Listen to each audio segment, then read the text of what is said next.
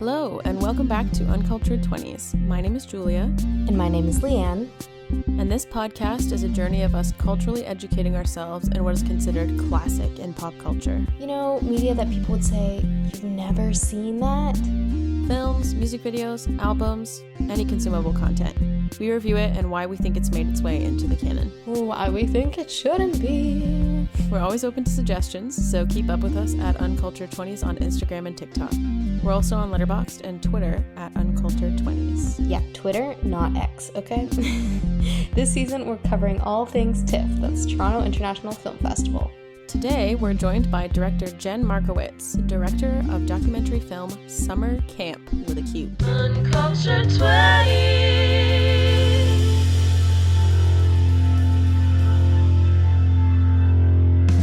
Okay, so today we are doing our first documentary on the podcast. This is uncharted territories, but we're excited to break into the genre. There are so many important documentaries. There's Paris is Burning, Bowling for Columbine, Super Size Me. But they give insight into communities and people and topics that you may never come across or be privy to. Very true. I love documentaries. I'm a big documentary fan. And being a documentary filmmaker requires a completely different skill set. Instead of working with seasoned actors and ordering around, telling them what to do, you end up forming an intimate relationship with your subjects while allowing them to behave as if you weren't there, which I imagine is very difficult for both people. Like, imagine being filmed and just being like, just living my life, nothing's going on. I don't know. If somebody told me to act like no one was watching, I literally don't think I could do it, like, cognizantly. Like, I just would not behave the same. Self-conscious of your body all of a sudden. Like, just being like, my limbs are here.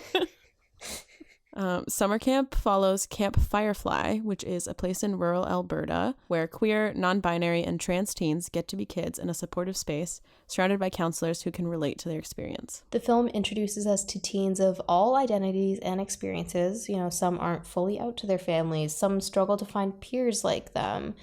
It's so interesting to watch teendom from the distance. You know, I like, in my head, I'm like, oh, I'm 19. I'm not. Yeah. I'm 17. No. I'm very far away from that. But I feel like I was just there. But, you know, from watching them, I'm like, oh, whoa, it's been a long time since I felt like that. In the sense of just being so insecure and so ready to meet people and so excited in the process of finding myself and other people like me. I haven't felt that in a while. I'm not excited anymore. I'm just existing. The hope is gone. The depression has set in. No, I'm... Yeah. Yes. But no, you can feel like all this energy just radiating from the screen. And it's a really special time, like, you know, 13 to 17, like that is an incredibly special, important time. And with everything that's going on right now with education being protested in schools, it's so important that kids have a safe space where they can be themselves, where they can talk to trusted adults, because their parents are trying to take that away. A lot of them. Oh, parental rights. Parental rights my ass, okay? Children do not belong to their parents. Children belong to themselves, okay? Their parents are just supposed to guard them and protect them from harm, not cause it and not indoctrinate them, okay? I was at the counter protest arguing with so many people, okay? Oh, if you're listening to this, I hope you know where we stand. Yeah. Yeah, the film was so heartwarming, I found. Like, I actually didn't know it was a documentary. I, like, didn't really look at anything before watching it. I just sort of went right into it. And so right in that opening shot when the teen is, like, talking about how they were outed to their parents by the school, and, like, immediately I was just like, oh my god, like, this is not what I thought it was going to be at all. Like, this is, like, about real kids in Alberta, and, like, and some of them from small towns, and like, you know, it was I did find it heartwarming to see them, like, when they were getting together with other kids and just like being able to just be themselves and experience everything together. And it sort of, I don't know, I felt a little jealous. Like, I was like, I wish that I had that. I was from a small town, you know, I wish I sort of had that when I was a teen, where there was a place where I could go, and like I'm like, there was like 2 gay people that were out in my school, like, when I was that age. And it would have been nice to have experienced something like that and been somewhere where it's a place you can learn together and like really just experience your life and your sexuality and everything and learn that way. So I thought it was very heartwarming. It was nice to see all the kids like getting to just be themselves. I thought it was very sweet. I know. And especially, okay, they're going to camp where they have lip syncing lessons, voguing lessons, horse lessons. I'm like, this is everything. Like, I would love to go somewhere where I can just lip sync. Hello. Yeah. Like, let me go bond with a horse. I know. Or even that talent show at the end with the one kid playing saxophone. I love how this kid just whips it and everybody's like, holy, like, that's so cool. It's just so nice and special. And honestly, after this week with the protests, I think I need to rewatch it because I need that queer joy in my life. Like, I need to be reminded that things aren't all awful and there are adults and there are places in place for queer children to go, because right now it's feeling really, really bleak. And seeing teens, like kids and younger teens and everything, also just like, it's so like, there's that like innocence there too, which makes it almost like so much lovelier. Like seeing like, again, just how joyful they all were to be there. I feel like a lot of I see everything through the lens of like adulthood, where it's like, oh, I have to make like significant choices about my life and whatever. But like just being like a kid and a teen and just like getting to be yourself and be around people who are like you and just celebrate that and feel so joyful was just really nice to see. And you know what I also loved watching was like the first day they all went to the woods and like dyed someone's hair. Yeah. And then the next day they're like, just a reminder, no dyeing people's hair in the woods. Yeah. Or when they were like, no romantic relationship, you know what I mean? They said something along those lines. I'm like, good luck with that, okay? I'm looking in the audience and I could point some out right now. I really liked the film. I thought it was, it's just like a little peek into like the real life of queer kids and teens. How can I not like it? I think it gives us a glimpse into what it could be like a reality for so many more kids, and like really provide a safe space and hopefully give people who are willing to educate themselves, give them something to see, hey, this is just innocent. This is just letting them exist and be who they are. The more I think about it, the more I just need to hold on to that, because it has been really, really freaking bleak. But yeah, like teendom is so nice, and we didn't know we had it until it was gone. I know. I'm just watching like, we met when we were teenagers. True. Can you believe that? Oh my gosh. Yeah, that was a long time ago now. Yeah, I know. I look at my like old school yearbook from like 9th grade, and I'm wearing like these checkered pants from Hot Topic and like a Roxy beanie, and I'm like, oh my gosh. I would expect nothing less from a teen emo. It's really nice to know that teens are still teens, because sometimes I feel like we're like, oh, teens are growing up so fast, like teens look like adults nowadays. Yeah. But then we watch this and I'm like, oh, no, they don't. Yeah, I'm like, no, they're still kids. They're still kids. They're still cute. And I want something like this for adults. Like, can we have Qamp fYrefly for 25-year-olds, please? Please send me to queer camp. I'll go. I will do nothing but make bracelets and ride horses all summer. Please. Absolutely. Oh my god. So without further ado, here is my chat with Jen, and it was just before the film premiered at TIFF this month. It was actually, I think, first runner-up for the documentaries in TIFF. I think it received a really warm response, which makes me very happy. So take a listen. We are pleased to have writer, director, and producer Jen Markowitz on Uncultured Twenties with us today. Jen has earned 3 Canadian Screen Awards for writing and producing Canada's Drag Race, which is definitely a guilty pleasure of mine. And they are releasing their first feature documentary, Summer Qamp. That's camp with a Q, but not pronounced Qamp. Just camp. The film follows teen campers going to an LGBTQ plus summer camp in Alberta, and it's really centered around queer joy and community. Jen, welcome. Hello, thanks for having me. I'm really excited to be here. So you started with scripted television. When I read that you were on Canada's Drag Race, I was like, okay, we have to have this person on here. I need to know more about this process. I know that's not the main topic, but I'm so curious. You were working in and you started working with scripted stuff. Now you're moving into nonfiction and non-scripted content. What inspired you to make that change and create a documentary? I've actually bounced around quite a bit in my career. I started off in sort of doc TV, reality TV, and then Canada's Drag Race came along and kind of rerouted me a little bit. So to return to doc for this piece was kind of just a very natural move. And of course, what inspired me to take part in this project is the fact that this is the community that I am from. This is a community that I grew up in, and this is a community that I really care about taking care of in terms of, our portrayals on screen as much as I'm able to. So when you say it's your community, are you talking about Albertans? Are you talking about queer people? Have you attended Qamp fYrefly?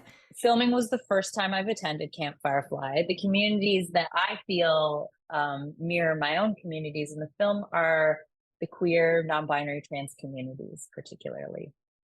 I So did go to summer camp a little bit as a kid, but it wasn't, the difference between a queer summer camp and a not queer summer camp for a queer kid are pretty massive.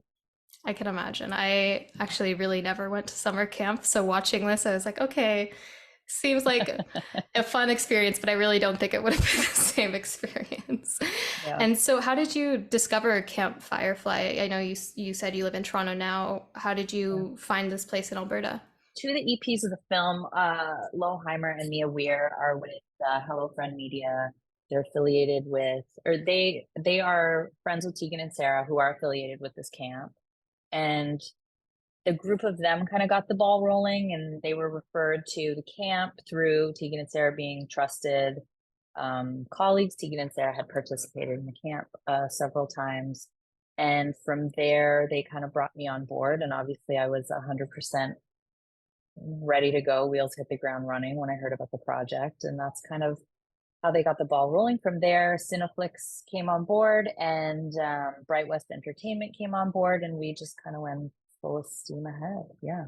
I noticed there wasn't much talk about it being in Alberta, but I know if Canadians listening know that Alberta is sort of seen as the Texas of Canada. Was that an aspect that you considered talking about in the film, or I mean, how did that affect Qamp fYrefly? That's a good question. I think I went in with some preconceived notions that ended up being not entirely accurate. I was really pleased to discover that a lot of these kids had a community in their very small town, even if it was just a few people, even if it was just a pride parade of like 10 people marching. I was really pleasantly surprised at how much ground level support there is for queer people in Alberta. But it did, of course, come into play once I started to get to know these kids, and a lot of them came from very traditional Albertan religious conservative households that don't really have exposure to queer communities, don't really understand queer communities. In the best case scenario, that meant their parents really tried to understand them. And in the worst case scenario, that means their parents really didn't think that what was going on for them was real. So it Yeah. did come into play. Yeah, it did. Yeah. And so, sort of on that note, what was it like how did you navigate working with such young people who maybe necessarily weren't out to their parents? Like there was one camper where we sort of followed their storyline to coming out and how they didn't get the exact reaction that they expected. How did you frame the documentary to their parents and sort of get them to sign off on it? Well, all the parents knew that this was an LGBTQ plus camp. And so in the case of this one character, Kingston, I had a few Zoom chats with Kingston and his mom. And, eventually mom kind of phased out because we were going to talk about what we were going to be doing at camp. And I don't know, like I think by that point, mom kind of knew who I was and was okay leaving the room. And, it was a tightrope walk with Kingston because I didn't want to blow his house up I didn't want to blow his cover by by revealing anything he confided to me about. But I also had a responsibility to, you know, honor his parents' trust in me. So in that particular circumstance, I followed his lead. I kind of went in the direction that he wanted to go. And yeah, and I guess it was a real tightrope walk, but I think it kind of went okay. I think all parties feel okay about it, which is really important to me. Yeah, that is like, I mean, they're young people trying to find their self, their identity, and break away from their parents, but they're still young and they're still relying on their parents for support. And I can't imagine what that process must have been like. Yeah, I think it can be hard for kids who just want the freedom to move around and discover who they are, being asked to identify themselves and label themselves when not all of them are ready to do that. Not all of them will ever want to do that. But that is also a mentality of some people. I also had, Sean in my face, all the old school ways that I still think that could use a little bit of an update. What were some of those things? I mean, mostly it was like little slang things that I got made fun of by the kids for. That's fair. That's fair.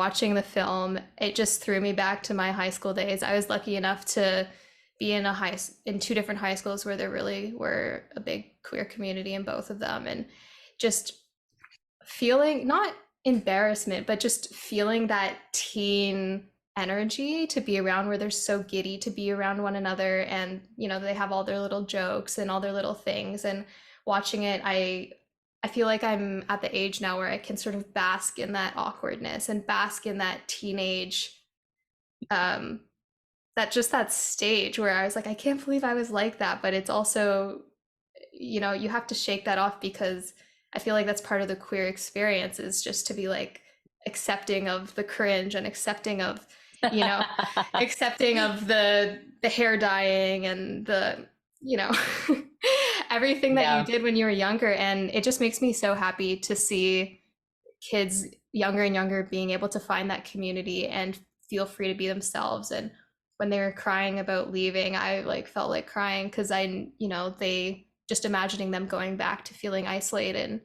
It was really hard. Like, do you still keep in touch with some of the campers afterwards? Yeah.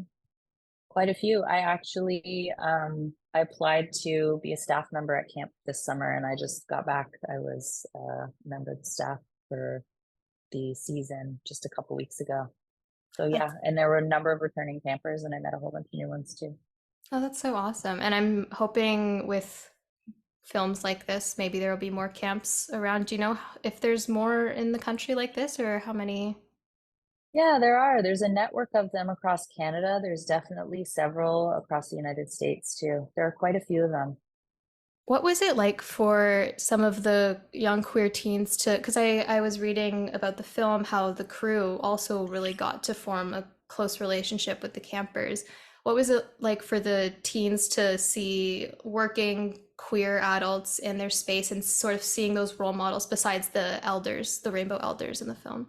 It was a really nice moment to observe. I think the day we got there, we introduced ourselves and we talked about it during the opening ceremony scene. The crew, like, we put cameras down and we talked about who we are, talked about how our various identities intersect and and how our queerness manifests, etc. And so the kids, I think they kind of saw us as a group of adults, maybe some of who were queer. And then once we started talking a little bit more about ourselves, they realized like how far in the crew was in their community. And a lot of them really showed a certain level of amazement at the fact that, there were also all their different identities were reflected in the crew. And it was interesting to see the campers pull individual crew members for conversations throughout the week. And also to really see that we, all have families back at home. We're all living really fulfilling and really happy lives as we age. A lot of them hadn't met a queer person older than them. It was nice, and on the receiving end, it was really nice to observe kids in this state that living in a society that's completely different from the one I grew up in terms of acceptance and openness. We kind of bounced off each other, and really, I felt like we were kind of healing each other in this nice way too. Yeah, I remember seeing queer folks like maybe 5, 6 years older than me when I was around that age and just thinking they were the coolest people ever. And I'm still close with a lot of those mentors and I still think they're the coolest people ever. I'm always like, okay, I want to be just like you. I'm just like 5 steps behind. It's nice to have community members to look up to. I think that is, I think a lot of our collective history kind of fell through the cracks because we weren't always congregating and we weren't always open. And so now's a really good time to start laying down our histories so that, people in the future will be able to look back and see kind of where they came from.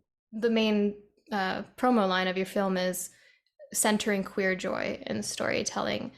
Is this sort of making our history concrete part of your mission with the documentary? Very much.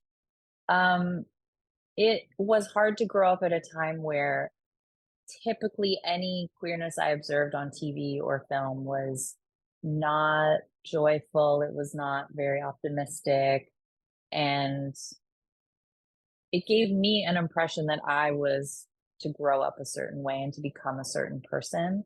And it took me a really long time to shake that off and open myself up to the multitudes of ways that you can live in your queerness as an adult. A lot of that was not having a lot of records to go back and observe, as well as the films that I was watching. And yeah, I mean, I certainly went into this not wanting to inflict any harm on these campers. So queer joy became our mantra from day one. And I'm a little bit of like a bratty party. Like I chant crap at parties and events. And so we just started chanting queer joy all the time. And it became like the last shot of the film is the kids chanting it. So it really, it seems like just a offhanded phrase, but it really is the core of the film and really the heart and soul of where we all came from in making it.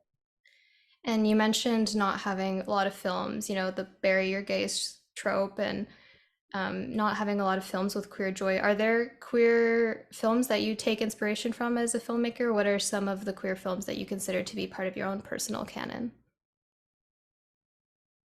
The queer films that I consider to be part of my own personal canon, they're not typically uplifting.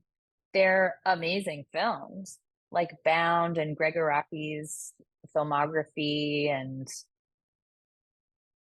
films from the sort of queer wave of the 90s, where that was sort of the major subgenre that I raised myself on as a queer viewer. But they're wild films about kids with no parents that want them around, and a lot of death and a lot of sadness and a lot of like really great fashion at the same time. But the stories weren't always super uplifting. But I think it just instilled in me like the same type of like indie filmmaking grit sensibility that I tried to bring to this. If you had one film that you would recommend to our listeners to maybe not compare but partner summer camp with, what would it be? I think it'd be a great double bill to pair this with But I'm a Cheerleader. I'm a homosexual. I'm a homosexual. Which is a film about a conversion camp for gays that obviously does not work for the kids attending it, obviously. And it's also a very stark image of the queer new wave of filmmaking, which which came with a lot of like tenacity and pushback. You know, they really had to fight to create their space, compared with this film where these kids just show up, be themselves. It was a dream to make. There was no opposition in terms of any portrayals of queerness. I think it would be a pretty fun double bill. I think so too. It's one of my all-time favorite films. I do consider it to be a queer classic, and it is the start of that generation of actors. You have Melanie Linsky, you have Clea Duvall, Yep. Natasha Lyonne, who I would consider an Yep. honorary member of the community. And in the film, you know, when she gets kicked out, she goes to, I think their names are like Roy and Leroy or something. And I feel like Yes. that's where Qamp Firefly is this like pocket camp where they run away to and they can live their real selves. You know, it's funny because all those like campy queer films of the 90s, they really did take the piss out of queer stereotypes. But now, like, having gone to camp, I can see that like a lot of those stereotypes are still alive and well in the real world. And they're also like really cherished in the queer community. If there were a couple named Roy and Leroy who wear like applique vests, would be held in the highest regard in the queer community in real life as well. I think it's also Nice. because you know, growing up and there's so many stereotypes that you don't relate to. And so finally you find a community with stereotypes where you do relate to. It's kind of like, oh, hey, that's me. Yeah. Like, I see that in myself. Like, I don't mind being this stereotype. Like, I would love to fit in with, I don't know, being like a chapstick lesbian, you know, whatever terms that people have, right? Because it's such a better stereotype to be aligned with than like, you know, the person who's kicked out of their house who's like, whatever, if you're who's like a con artist. Much easier to relate to. Yeah. Oh, this was a great conversation, Jen. Thank you so much for speaking with me. Thank you for having with me. This is really fun. We want to thank Jen again for coming on the podcast. Please go support them and watch Summer Camp. Non-binary creators need our support, especially at times like this. So, since the theme of the episode is summer camp, I thought we could play a game that I call Camp or Camp? Campity camp, camp, camp, camp, camp. Campity camp, camp, camp, camp, camp. It's camp. So, I will give you a film plot, and you will have to guess if the film is camp like camp or camp like camp or both. Oh my gosh. Okay, cool. Okay. Film 1. Daughter of a chef goes to music camp, falls in love with a rock star. Is it camp rock? Yes. Okay, I guess probably more camp, like camp. Yeah. Like this kind of camp, because I don't think they're doing a lot of like outdoorsy stuff. Just playing guitar in the outside. And Allison, what's her name? Stoner. Allison Stoner. She's really Playing the good. piano. She's really good. She's a really good. Yeah. Oh my gosh. Honestly, everything from that film is like such a fever dream. The thing I think about it the most is when they're walking and they're like, Yeah. Camp rock. Oh my god, I gotta watch that movie me again. too. All right. Film 2. Two girls meet at summer camp and discover they're sisters. No, they're twins. Okay, it's gotta be Parent Trap, and it's the second kind of camp, like camping in the woods. Yeah. They go camping. Well, they go to summer camp and they go camping in that movie. Oh my god, double camp. The only camp would be Meredith Blake, who is a legend, and Chessie, who is definitely lesbian coded, and Martin, who's also gay coded. Okay, there is a little bit of camp there you in go. there. So a little bit of camp in there. But I would say this film was camp. Yeah. In a good way though. I always wanted to go to Camp Walden. My actual first like girl crush was in The Parent Trap. Oh. It's like when they have all the bags loading in. Yeah. And there's like the girl with the tie-dye shirt and she pulls the bag out from I under. knew that's what you were gonna say. Whoa. Now that's my kind of woman. Yo, tie-dye girl! Could you give me a hand with my duffel? It's the yellow one buried way in there. Sure. Beautiful. Very gay movie. I love that movie. Okay, film 3. People compete to be the filthiest people alive. I do not know what movie this is. So this film is Pink Flamingos. Never mind. That's Qamp, girl. Yeah. That's Qamp, girl. Wait, have you seen it? I haven't seen it, but I know. Yeah. I know enough about it. Oh my god, disgusting! sure. I had to watch it for class and for the culture. Oh. I know it's for the culture, but I did not like that movie. Okay, guys, No. I did not. Watch it if you want, but I'm warning you, that's filthy, and it's Qamp. That is filthy. It is Qamp for sure. Yeah. I admire John Waters, but from afar, I'm scared of him. I agree for sure. Yeah. All right, and the 4th and final film. Boy gets punished and sent to band camp, plays the bagpipes, and takes secret nudes of everyone. I also don't know what film this is. Will I know if you tell me? I don't know. It's American Pie band camp. Oh, okay. Another one that I haven't seen, but know enough about. I feel. I feel like this one's both. Yeah. The American Pie films have to be camp. Like, there's no way it's not serious. you know? Yeah. And one time at band camp, we weren't supposed to have pillow fights, but we had a pillow fight, and it was so much fun. And honestly, looking at all the films that are camp and camp, I was surprised by the overlap, and I was surprised by how many films there are about summer camp. And I'm really feeling like I'm missing out because I did not go to overnight camp. I just went to like day camp as a kid. Yeah, I was like, I used to be like, oh my god, I want to go so bad to an overnight camp, and I know my cousins went to one, and I was like, oh my god, can I please go? My mom's like, but I don't know if I would have thrived in an overnight camp, to be honest. So Yeah, they're not for everyone. yeah. Yeah, I was, jealous, but I also was like, well, everybody's already gone for 1 year. Because, like, my family wasn't, like, in the loop, I guess. So, like, that first year that everybody goes, I didn't go.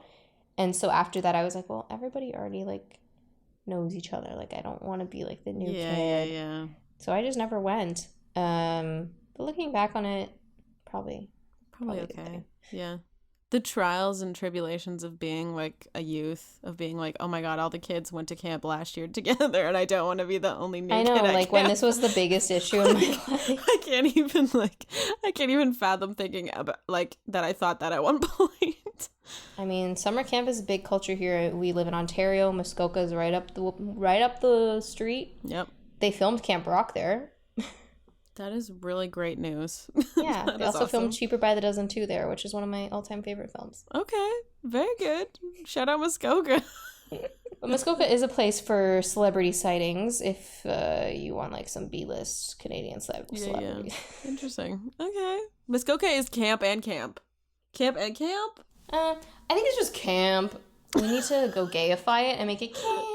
Yeah. Okay, let's get all the queer kids out to Muskoka for camp. That's where we'll start the Ontario queer camp in Muskoka. Okay, I think what we should start is actually like an adult summer True. camp, and that would be really fun. There should be a little camp for me. For me. Yeah, and also free because I have no money. There's a couple things that we need to work out. Yeah, we'll iron out the details and yeah. get back to you guys next summer. How about that? Beautiful. Okay, so did any of you go to summer camp? Please let us know. We told you about our harrowing summer camp experience, aka we didn't really go. We just had to take it. But yeah, let us know.